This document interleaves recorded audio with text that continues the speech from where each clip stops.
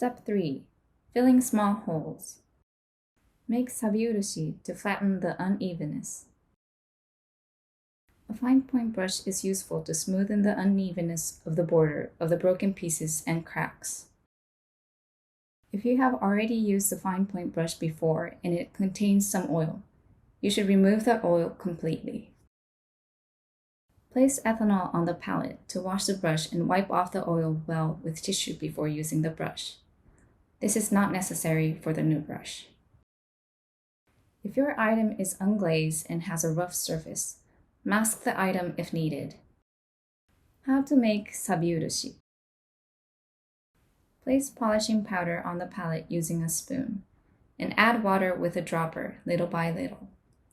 Mix together until it becomes like mayonnaise.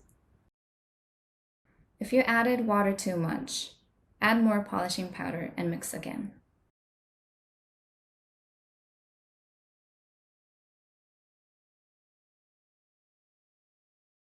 Put raw urushi on the palette and knead together. Compared to the mixture of polishing powder and water, the raw urushi should be 60% in volume. Work quickly because sabi-urushi darkens and hardens in a short time once you apply the raw urushi.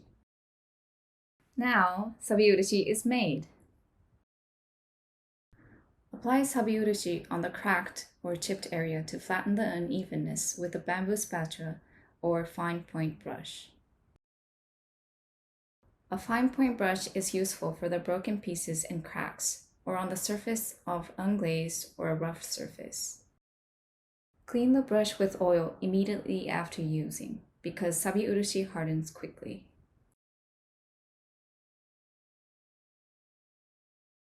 Apply sabi-urushi thinly on the flattened surface of kokuso, which was polished.